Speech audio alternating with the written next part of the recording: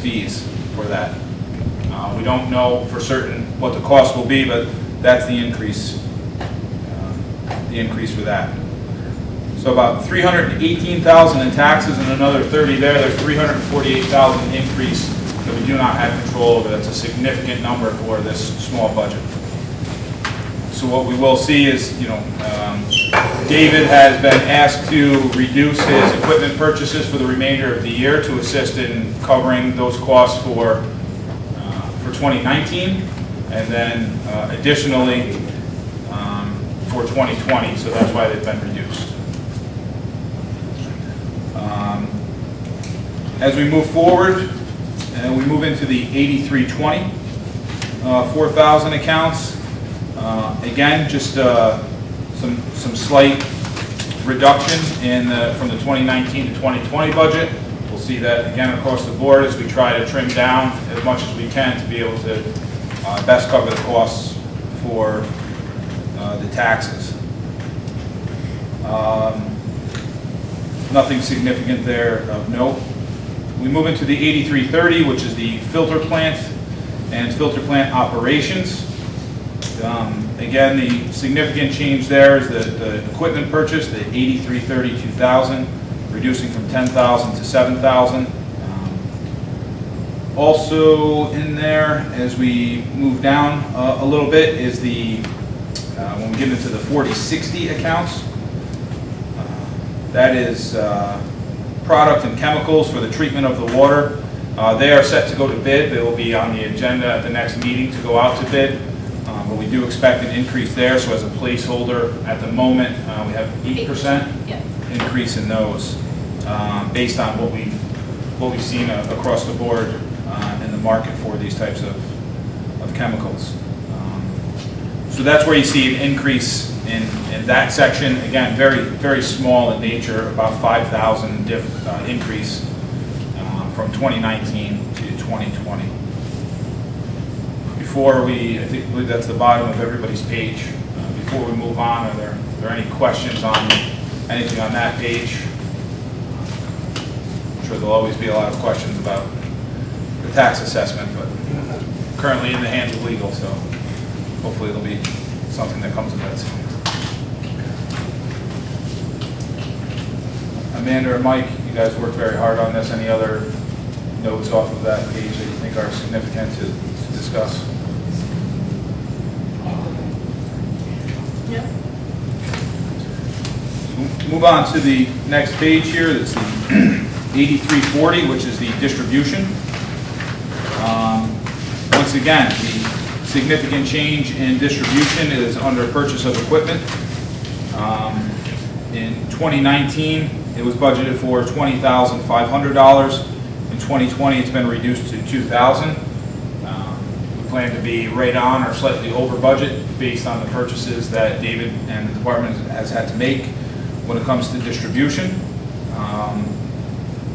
When we talk about purchase of equipment in these funds, it's known purchases, so things that are planned for to be purchased in that specific year. We do have an equipment reserve if we have some emergency purchases that are needed for any reason. But David and the finance department have gone over what purchases are necessary for next year, and that's how the $2,000 was come to. So again, cutting expenses on equipment purchases to help ease the blow of the increase in taxes. As we move down, again, these are areas that we have very little to no control over. Retirement, payroll taxes, workers' compensation. We're still working on that to get some numbers, hopefully some numbers before budget presentation for this. Life insurance, health insurance, again, we'll have some better numbers, but we do have some placeholders in there based on what we've seen so far coming from the health insurance company. Bonds and debt is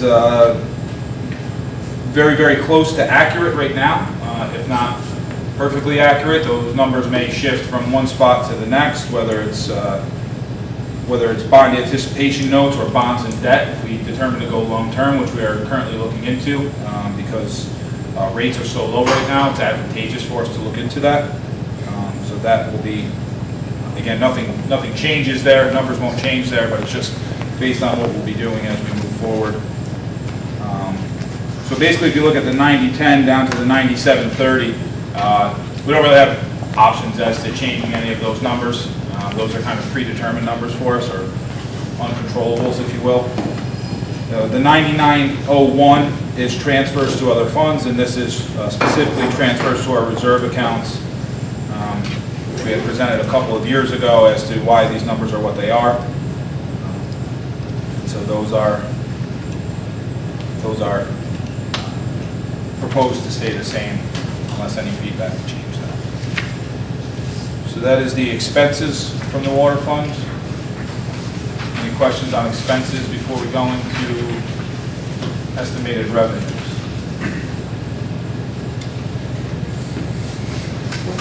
What's the level of those reserve funds now? Mike, any Roughly. insight on that? In total,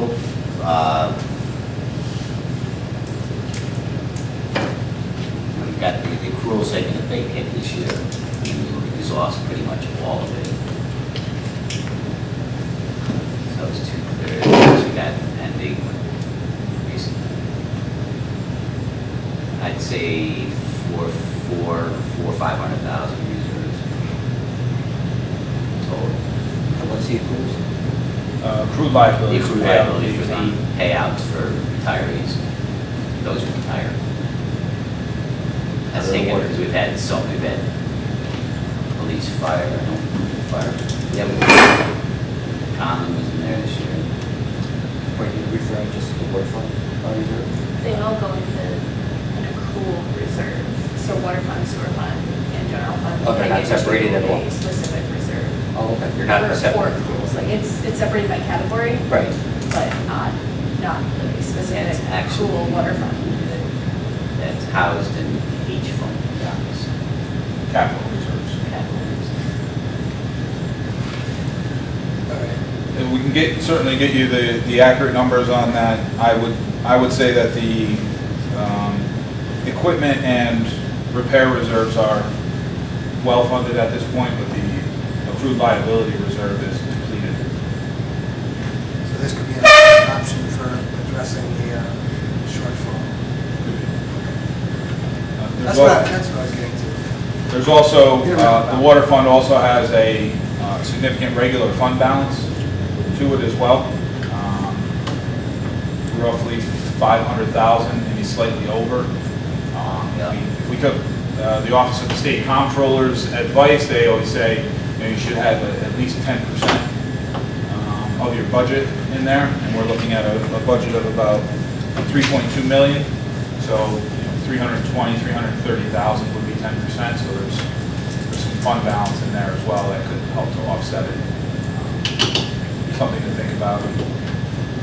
Discussions over the next 4 weeks leading into the budget presentation. Gotcha. Okay. That's a good caveat into revenues, because that fund balance would act as a revenue, appropriate fund balance, which is on this sheet. Currently, this is the accurate numbers of what is expected with our current rates for sale of water. The 2140.1 account is the metered accounts.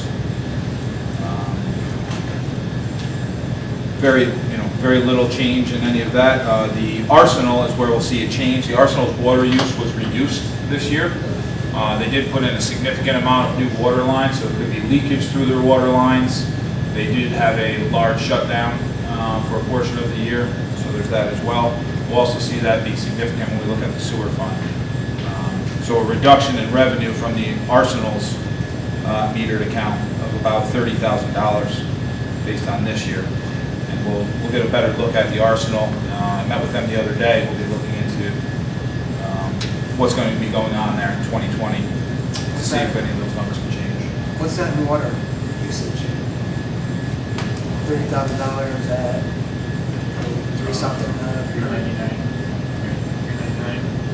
Yes. Raised the last year, right? Yeah. Just that, $4.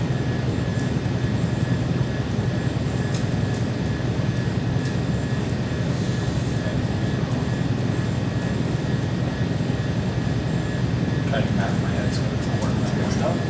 Calculating, Commander? Percent over 100? Only for shares. Why should we in your head with it?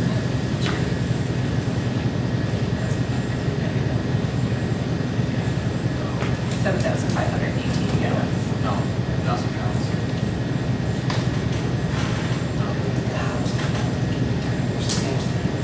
What's their daily usage? Dave, do you know their daily, roughly? Off the top of my head, I don't really have them on separate. Tens of thousands? Yeah.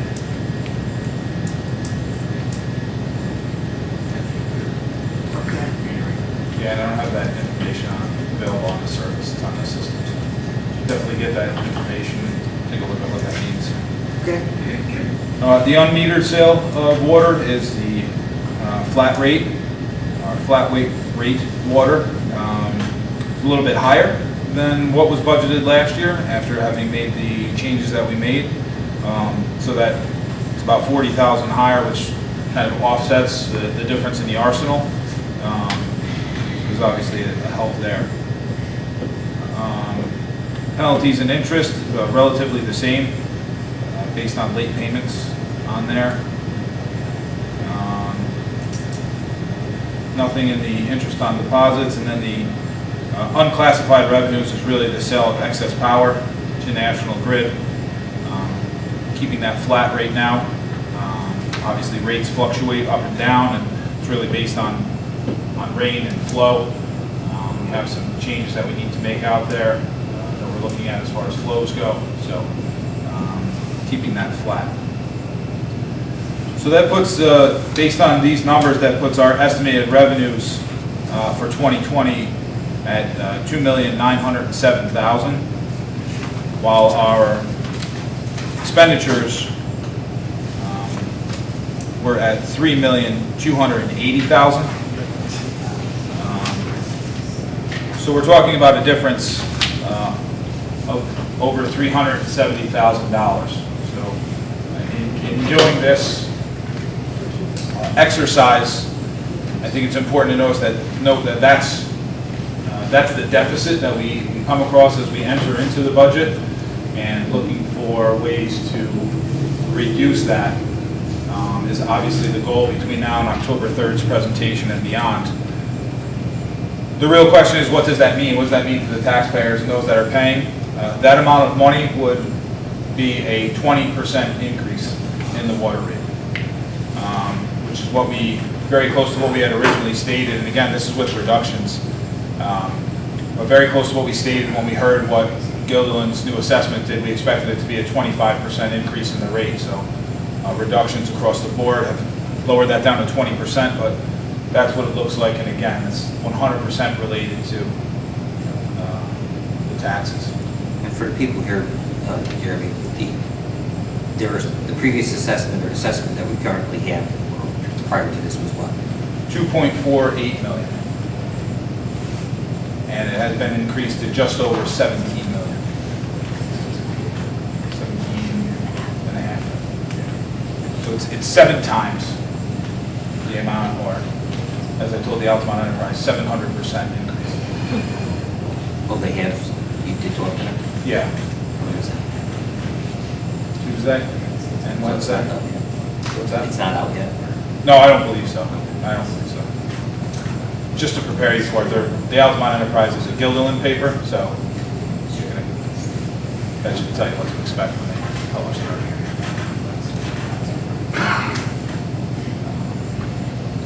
So obviously significant there. I think, even the mayor had just mentioned a couple of different ways to do this.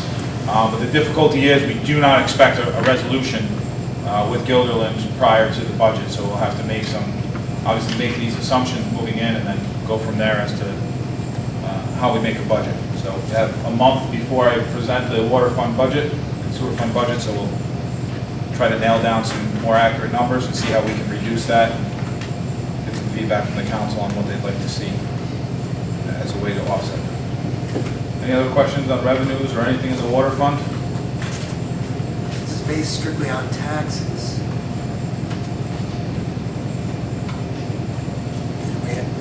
appeal, isn't there? What happens if we win the appeal? And so they would have to pay back the difference with interest. So the only thing we wouldn't recoup would be the legal fees, but they would have to pay it back with interest, so. I would think that we would want to use as much fund balance as possible, because if we got it back, we'd go back into the fund balance. That's my initial thought, but that's just an initial thought, unless there's some other mechanism, you know. We can always, we went through this last year when we were doing the water and sewer rates. We can always go back and redo the rates, you know, so we can adopt the rates and then, you know, mid-year, adopt them with a different rate moving forward. So it could be with a 20% increase and then go back and reduce it the next time around, but it's obviously a very difficult mechanism to be able to do. So either we use the fund balance or increase the rates, Correct. or a combination of the both. Combination of the two, or find other areas of reduction in here, like reserves. Well, that would be the same. Basically be the same. Similar to fund balance, yeah. Yeah. Similar to fund balance. Two differences in fund balance, it's assigned and unassigned. So before we move on to the sewer fund, since we're in between, this is the time I'd like to give to Dave to kind of talk about what types of, you know, again, in reducing the equipment budget, it obviously can take a toll, but later on in the council meeting, we'll talk a little bit more about the filter plant, and at the next council meeting, we'll talk even more in depth about the filter plant. Obviously has work that needs to be done there that we feel is a capital project, and we'll probably use grants and capital funds to be able to fix it up there. But minor things that the group can do, but kind of turn the floor over to David to give you guys an idea of, in both water and sewer, what the needs are for the department when it comes to either major purchases or equipment that's needed. Yeah, I think one of the things we need to look at in the next couple of years is replacing the white utility truck. I think we're almost about 70,000 miles on it. Doors are getting rusty. I just put $1,200 in new brakes and tires on it. So it's something I think probably within the next 2 years we don't want to. That takes a pretty good beating, especially when we plow with it. And it's our everyday utility truck. It idles, it runs, it, you know. What's the original use of that truck, Dave? That wasn't originally. It was the EMT truck Okay. before they had the ambulances, and it sat in the warehouse for I think about 3 years. Didn't really get used, and we took it over, put a lot of money into it, and it had sat for a while. So the expenses on that truck are starting to probably outweigh its lifespan. It's one of our major things. A lot of the other stuff's filter plant stuff. Talking about get grant money. So the truck you're talking about that doesn't have any specific purpose that's relegated to that type of truck. You just pick up truck with. Well, a utility truck would be nice because put all our tools and stuff in it. Keep our tools. That's what the bin's on the side. Yeah. We didn't have one before this. We had just a regular pickup truck, and we had to run back to the filter plant and get tools. And the stuff we kept in there was, you know, rusted. Definitely a utility type truck. Definitely something. So the difference between the pickup and utility is the storage on. There's a Can't be a big difference in prices. yeah. I mean, the truck's your basic truck, and they build it off. I'm just getting some, assuming, so we're talking like 30 grand. Probably more, but 30 to 40. yeah. And there's 100 different You configurations. had talked before about Town of Colony has a truck, but it's not an open bed truck. Oh, yeah, they got a UPS truck. Yeah. A van. Yeah, like a delivery truck kind of type thing. I don't know if that would. It's kind of tough in our city, driving through our streets. The maneuverability of it. It's easy for it. Plowing. Yeah, the plowing definitely takes a toll on all our trucks. Yeah, that had a front end replaced on it 3 years ago.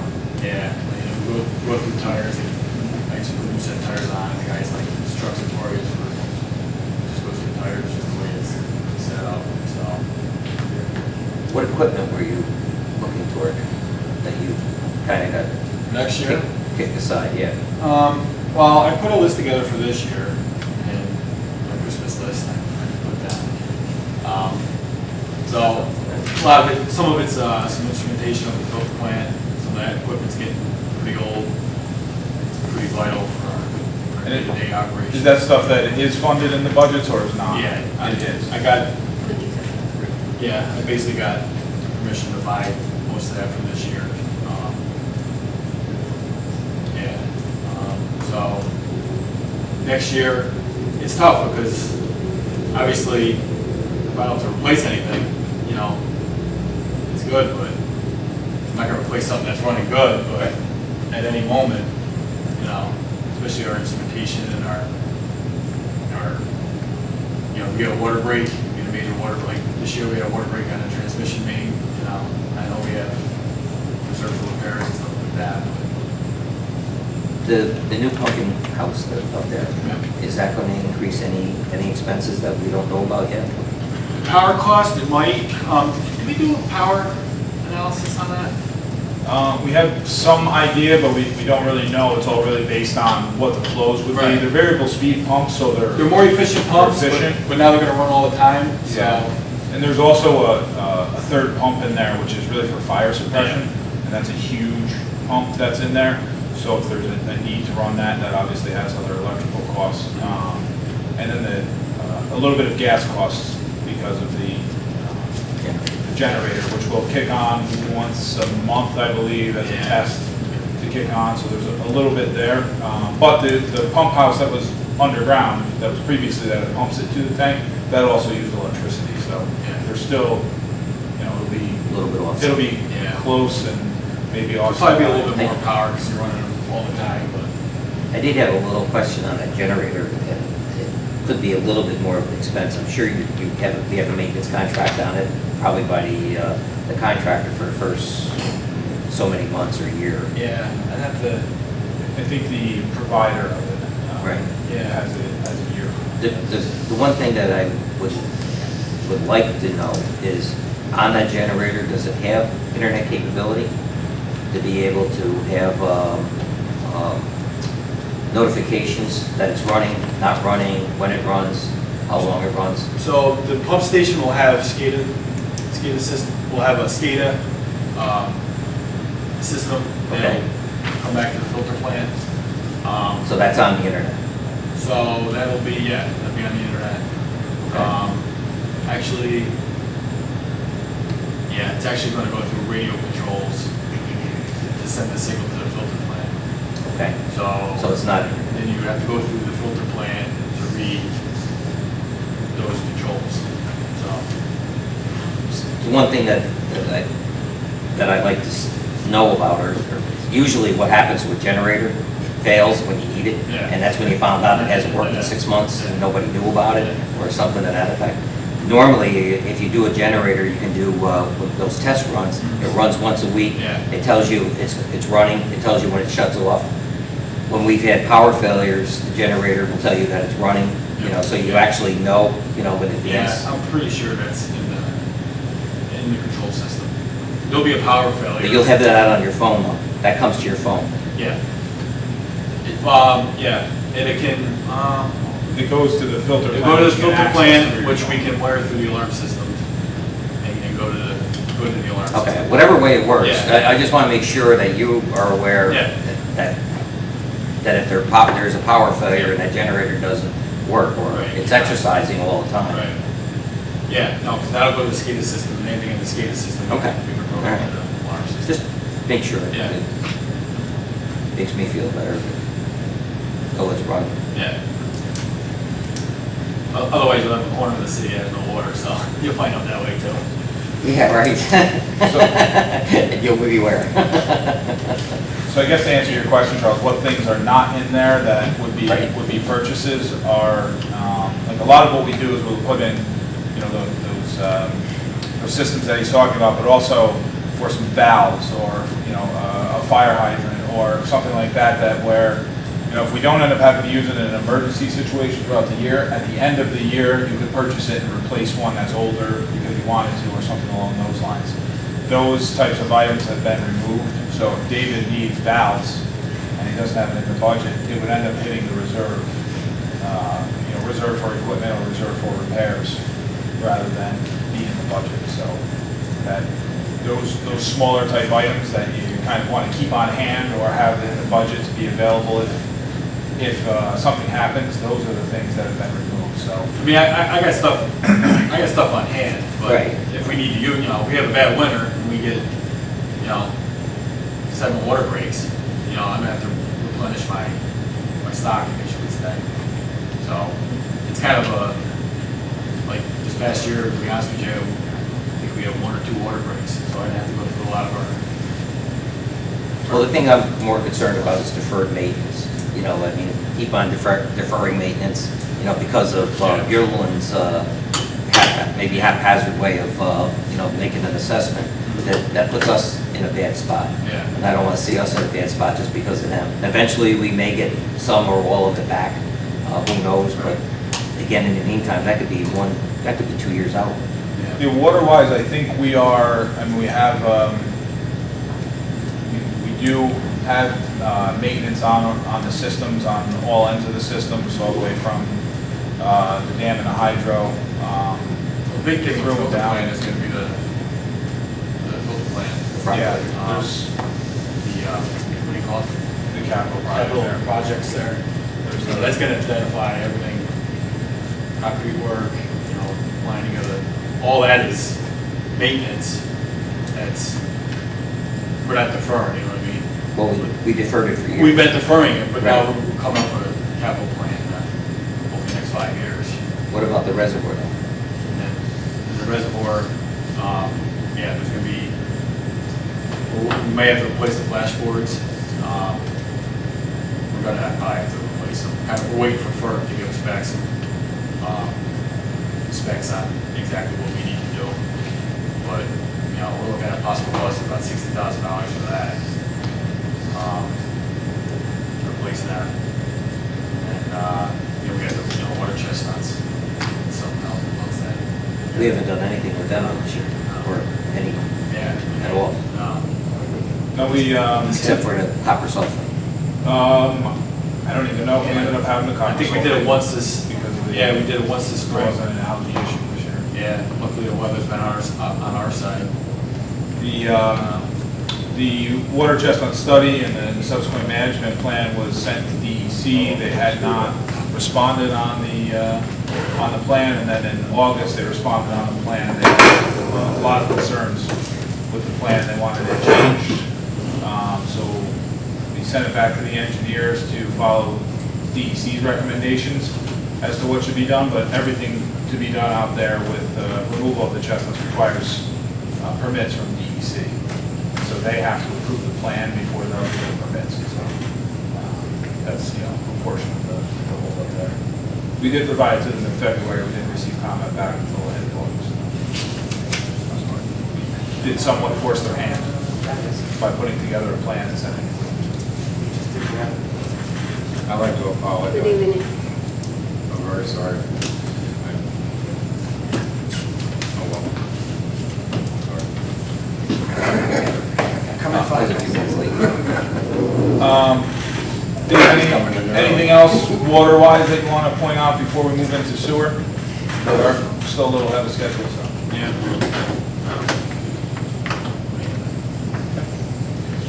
So moving to sewer fund for 2020. Our first page at the top left corner starts with the G1320. Again, just really going to focus on any significant changes up or down. If you have any other specific questions, please feel free. 1320, 1910, and 1990, no significant change there. Relatively flat. As we move into the 8120, again, some slight increases until we get to the 4090. The 4090 account has an increase to it from 15,650 to 30,000 in the miscellaneous expenses line. So we've done a lot of extensive sewer work and sewer study to determine what issues we have in the sewer infrastructure. And so with those reports, as they're finalized through DEC, they approve them after they ask their questions and we respond to them. There's going to be some actions that need to take place. So we cameraed 17,000 linear feet of line, in which we found that there's some issues there, whether it's roots or failure or cracking. And so this $15,000 answers that, to be able to start to move forward on some of those repairs that are needed. We've already started this year. David has contracted to do some root removal with the company, so that's why you'll see a higher estimate in what has been done already. We have a full-on sewer asset management plan that has been submitted to DEC and approved. That's to, Charles, to your point about maintenance, it's asset management is the maintenance of all of the assets that are in that program or in that infrastructure. And so it outlines everything from studying to repairing and outlines the time frames to get those things done. We've provided DEC with a very, as the engineers put it, very aggressive timeline and researching what issues we have in it. And with the hope of a CSO separation grant coming sometime in the near future, we've added that to it as well. So we're very proactive in the sewer. We've been moving very quickly with it, even this week with some catch basin work that was being done. So that's the reason for the increase there. Also in that is, we've been working with the county to use their back truck. It's been hit or miss sometimes with them, so we did put monies in there to be able to contract for a back truck as well if we run into the same issues, which we may also have to do this year as we get into fall. Have we used their truck yet? Yeah, we used them one day. I've been in contact with them. We've been going back and forth, so. Obviously, they're not charging us to use it. Right. So, but trying to schedule them has been kind of difficult, so. So I'm gonna actually call them again tomorrow and see what their week looks like next week.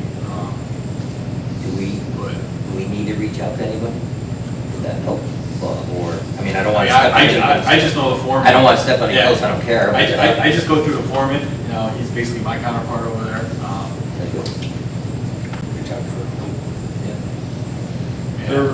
Yeah, I mean, it's their manpower, I think, becomes the issue. Yeah. We had a lot of trouble in the summer because this guy's on vacation, so we can't get it, that guy's on vacation. I think they got 3 guys in the field. And I told them I just need a guy to drive a truck, because they got a back truck. So, but We can operate it? We can operate it? Well, usually the driver operates it, but we can do the labor end of it, cleaning it and all that, dumping it. Where do we dump it? Where do we dump it? We're dumping it behind the highway garage right now. And then one of our pits. And from there, we're gonna have to. The Colonel doesn't say much. It's right next to the swimming pool, so. But that's actually another issue, is from there, we have to dispose of it. Either through a landfill, or, I think a couple years ago, we tried going through a landfill, they wanted to test it. That was a pretty big expense, tested for digester chemicals. Same thing with the sweeper piles, stuff. Yeah, sweeper piles and stuff. You can't just dump it as fill, because it's got trash. It's actually considered spoils. So, one of the things we're gonna need to do is, if we do create a pretty good pile, is find a way of disposing of it cheaply, I guess. Whether we go to landfill or. It has to be tested regardless. I think who was that, County Waste? We tried going through a couple years ago, and they asked for it to be tested. The guy comes, I think he takes a quick sample out of the dirt, charges us, yeah. So, $1,200. yeah. But,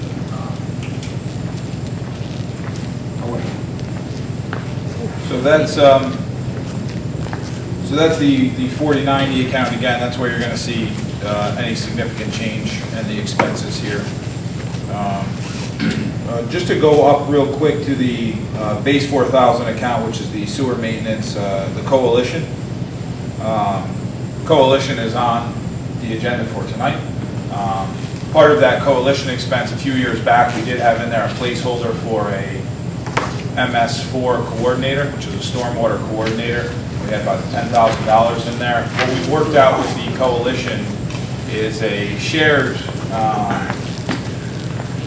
staffer with the other communities in the coalition that require some extra work. And so by doing that, we're able to reduce the cost to us by having share a part-time staff. So rather than us having to pay a part-time staff $15,000 to $20,000, we're able to share that with 3 other communities and pay about $5,000 difference to complete some of the tasks that are required of us for stormwater. So that's on the agenda tonight, but that's the other thing I wanted to point out that's in there. So that's why you'll see, if you go back to the 18 budget and 17 and so on, it's reduced from that because we didn't need to put a $10,000 placeholder in there. Coalition is definitely good friends of ours, and Nancy Hines and that runs the data could definitely tell you more about her, but she's fantastic and extremely thorough. just a bit. That's a great way to describe it. As we move down to the 8130, that's the Albany County Sewer District. The increase there is not based on flow, it's based on debt from the sewer district, or they're not the sewer district anymore, they're the Albany County Water Purification District. So each year they take on debt, that debt is distributed to those in the county that utilize it, so that's really where you'll see the increase there of $5,000. We'll be in touch with them, see if there's anything we can do working with those numbers for full accuracy, but again, the flows fluctuate, so cold flows. As we move down, again, getting into these numbers here, the 90-10, the retirement, the 90-30, which are payroll taxes, workers' comp, employee benefits, things that are more so out of our control. So what you will see on here, we have another page, so before I get into that, any questions on page 1?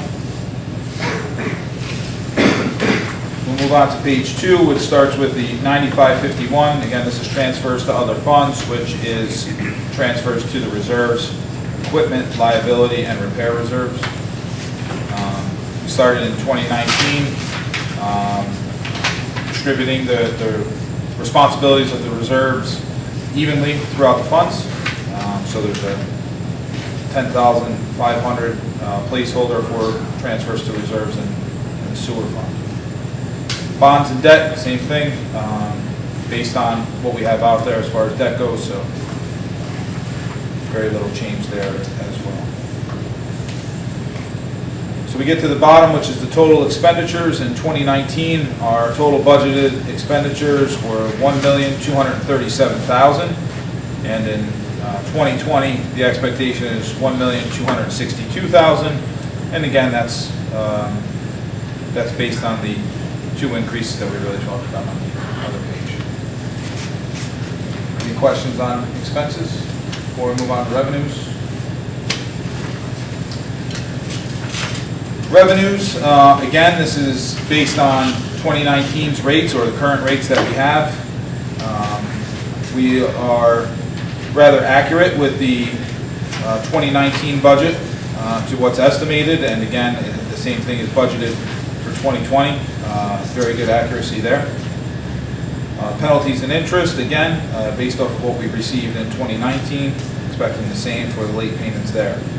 Where we're going to see a big change, again, is the Arsenal sewer rents. So again, the sewer rent and the Arsenal is based on their metered water, and then what they process before it goes in, which again is also metered. So what they process before it goes back into the system is metered.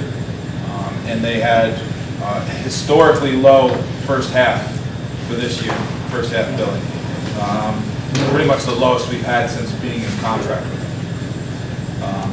So again, that's a very, very large reduction.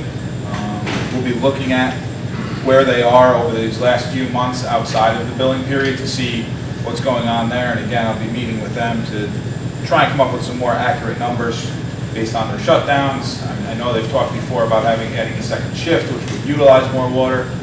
I don't think that's really taken place yet. It was a good story for them. So that's where we're going to see a significant change.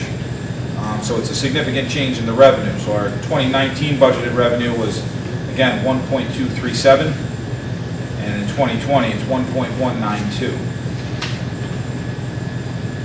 So as we did in the water fund, we'll talk about the sewer fund. Right now we're looking at about a $70,000 deficit from expenditures to revenues in the sewer fund. So again, we will be working over the next month to get more accurate numbers and be able to provide them before budget presentation. But if we are not able to reduce that, Amanda, what are we looking at as far as a percentage increase in the rates in the sewer? Sewer is 6. So it would be a 6% increase in the sewer rate as well, with the projected, at this time, 20% increase in water rate. 94 cents per unit per month. About $12. Doesn't sound like a lot, but it's an increase.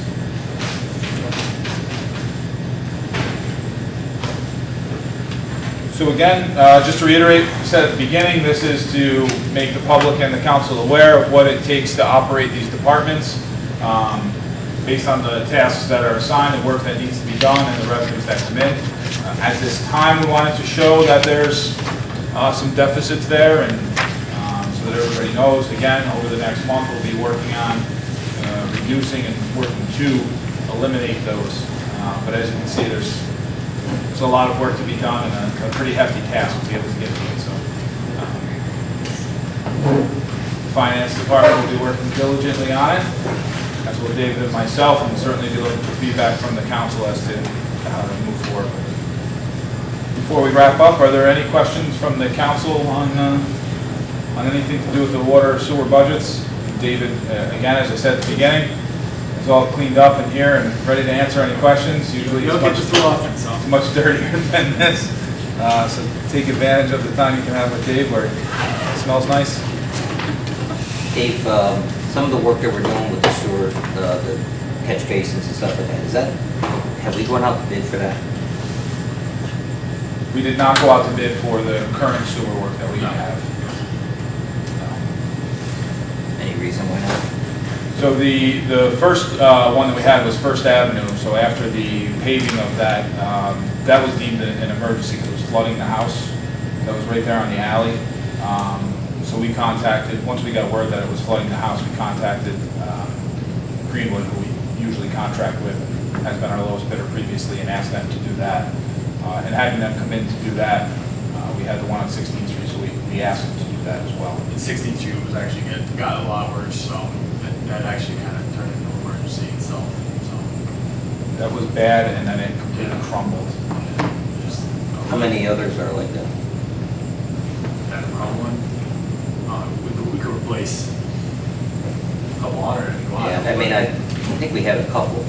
One of them, we had a cone in it for a while. Is it that one? or That is was it- one on That was 16th. the one. That was one on 16? And that one was a little more involved than just fixing it. A lot of times it's just the top course of bricks. Yep. We usually can fix it, but that needed the whole structure. It's all brick all the way to the bottom, so.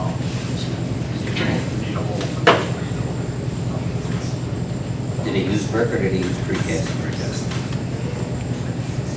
You have the road dug up by the playground on 7th drainage and all that. Yeah. That's the other one. Got the one that was flooding the lady. Yeah.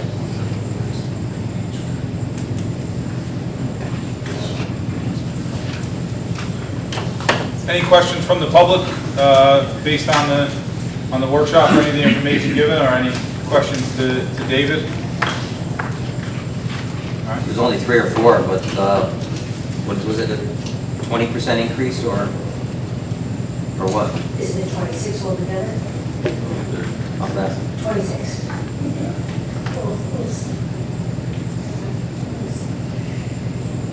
Rest assured, we'll be working on that over the next month before our presentation, so hopefully the number doesn't sound as bad when presented. Good news is you're in the place crowded. I suppose you can consider that good news. There you go, some tickets to balance your budget. Some tickets to balance the budget. All right, well then we'll close it up. Thank you for everyone for being here for the budget workshop. It's always helpful to have input and to understand where we're at, so that input can be provided before I present the budget. Thank you to the finance department and to David for being here and doing the diligent work that is on these sheets. They put it all together. And next meeting is the 26th. The budget workshop will begin at 6 p.m. and that will be the general services departments. So that's 3 departments that have been merged into one. Formerly recreation, highway, and sanitation are the general services departments. So we will have a budget workshop with those departments and talk about their operations and their wish list items, which are more than Dave's wish list items. So stay tuned for that. Thank you. See you in a few weeks or in 7 minutes when the gavel strikes. Got time for a bio break. Amanda, thank you. File? Bio. File. It's got a lot of bio. Jeremy, I called you today because the water was turned off on Hayes Avenue, it's on Valley and stuff. Oh, so I pulled up and the lady says, how come the water's off? So I called you. So I turned my hose on, I said, the water's turned off. I don't know, so sure. You weren't lying. No, I'm telling you I'm not. Looking forward to the second one. Yeah.